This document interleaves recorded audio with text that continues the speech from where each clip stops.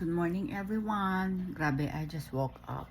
So last night, I tried my effort na gumawa ng dinner for me and my child. So I'm gonna show it to you how I made the gulay na sayang, the mushroom from the soup last for dinner for today. I just seasoned this with salt and pepper and garlic powder.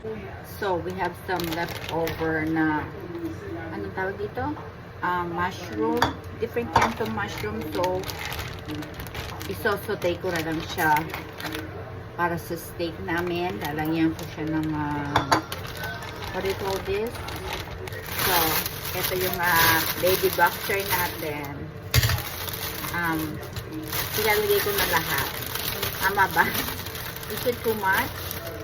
O ilagay na natin lahat. Yan. Ihiwain ko lang siya para mainit. Okay, so ang gagawin muna natin today is magigisa tayo ng vegetables. So I have the bawang and the onion. So hiwain muna natin. Ay, ay, ay. Aray. Sorry. Huwag mo akong paiiyakin, ha? Sibuyas ka lang. Huwag mo akong paiiyakin.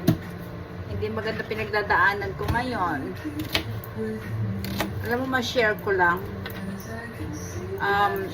Since na... So, eto lang ang aking wonderful kawali. Ah! Yung washing machine! Okay. Ayan.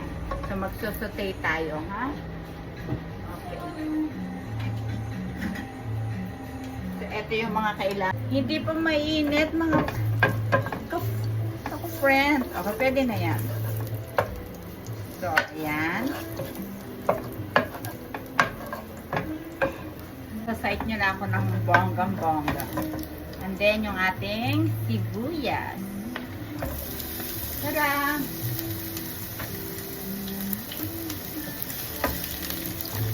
Sibuyas. Bango! Mabango! Ayan na naman ang washing machine. Okay, pwede na to. Open na natin. Ooh. Ayan.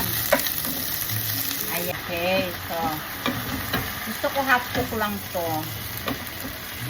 Kaya yung front ko ayan naman.